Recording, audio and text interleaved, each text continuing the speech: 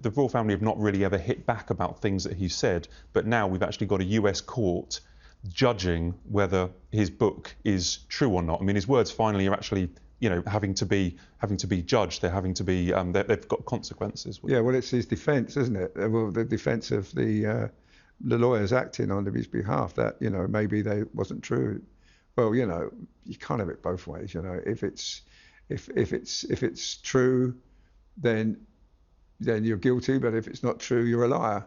Because and what else in the book is lies? Is it some of the things and a lot of the books in a lot of stories in that book are strange. I mean, I was with Harry in Cloisters skiing trip when the Queen Mother died, but he don't remember that. He thinks he was somewhere else completely, somewhere in the UK when the Queen Mother died. Now I remember it clearly because I photographed him the next day going back to the UK for the funeral. So a lot of that book is inaccurate. Or maybe he lied about the drugs, but you know what? If you did, Harry, well, what's the point of writing anything more? Because we don't know if it's going to be true or not. And the one thing is, you can trust it. You can trust someone if they can tell you the truth, whatever happens. But once they tell you a lie, then you doubt almost what they say in future. And I found that in life generally. If you're caught lying, then who knows when you're going to be telling the truth and when you're not. So Harry is probably getting a bit of a rough time at the moment, and I think he's going to have to think carefully of what he does in the future. And certainly, I think he's got his fingers crossed that Donald Trump doesn't win. You've known the King and the Queen for many years, worked with them. Yeah. It's a difficult question, but how do you think all the trouble that Harry causes, is he just too much trouble for them? I mean, what does the King think about all the controversy that Harry is causing overseas recently? Well, look, I mean, when Harry came recently to see the King, it was the right thing to do. But how long did he get with the King? The King held his helicopter for a half an hour. But if there would have been genuine love between the two and genuine reconciliation, he would have got on the helicopter with him and gone to Sandringham and spent the weekend with the King. But he didn't. He came and he went straight home, walked straight home the next day. So, there doesn't seem to be such a strong feeling between them anymore. I think the King is angry about what was said about his wife, what was said about his eldest son, William, and Catherine. And it wasn't necessary to do that. It wasn't necessary to write about fighting with William. Every brother, you have a fight with your brother at some time, but it's just growing up together like that. But to write about it and to criticise his brother and notice that he came here to see the King, but he didn't go and see William because William didn't want to see him. Well, that's the main problem. It's not Harry and his relationship with his father. It's the relationship with his brother, because his brother's going to be the next king.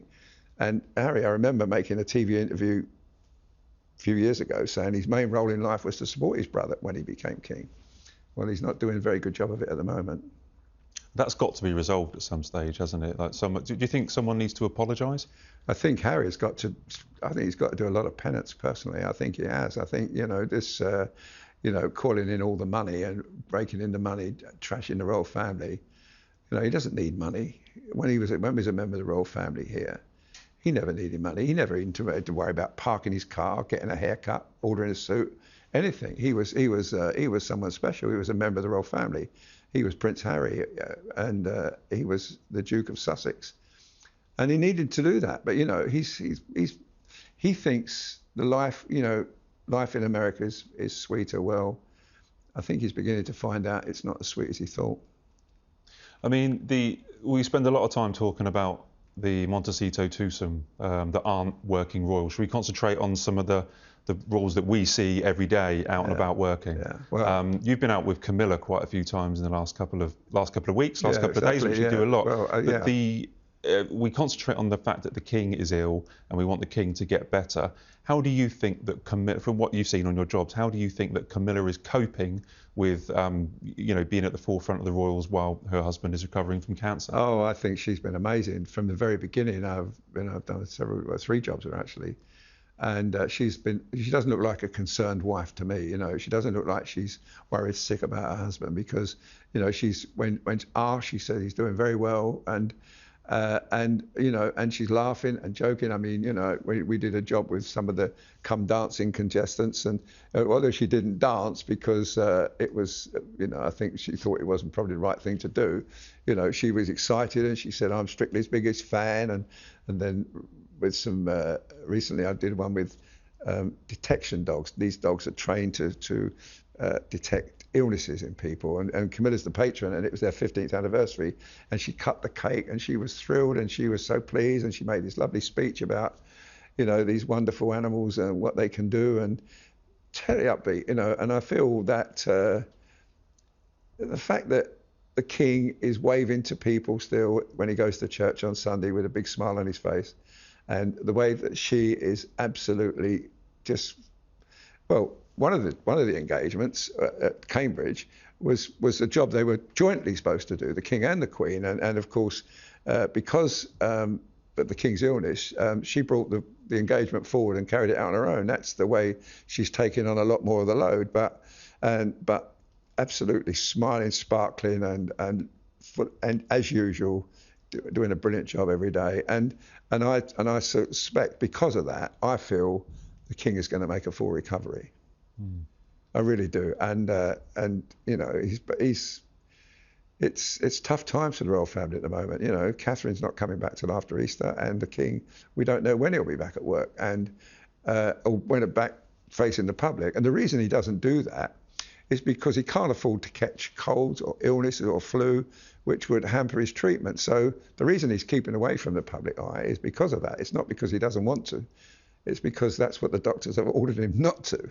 I suppose with Camilla, what you were saying there is that one of the good things is that Camilla doesn't cause him any grief, whereas other members of the family cause him stress or grief or problems. Camilla is this reliable queen now. We once Princess Consort, now Queen Consort. Now she's the reliable queen that he needs when he's in a position of strife, when he's off, isn't it? Yeah, and he needs, and she is, I would say that the king is carrying the heavy load, but Camilla's supporting him with it. She's helping him. And, I totally think that's true. I saw the years with Diana, 17 years working with Diana. And, she was the superstar. She was the absolute star of the family. She was the Kate of her time. And Charles, I remember in news in Australia once, he said, I think I should be two wives. He said, because one walking either side of the street, because no one wants to talk to me. They kept calling for Diana. So, but Camilla's complete opposite. She's there to support him. I remember once in Delhi, opening the Commonwealth Games, and they wanted Camilla to sit somewhere else. And she said, no, I'm sitting next to my husband. And that was it. And she did. And she just got up and sat next to her husband. And whoever's supposed to sit next to Charles was moved. She's determined, and she's to support him. But they laugh a lot. But I mean, she's no doormat. I mean, she stands up to him. She won't, she won't be bullied. And but I think, this relationship's been a long while now, and they're incredibly happy together. And and she will be there, whatever happens, supporting him to the very end.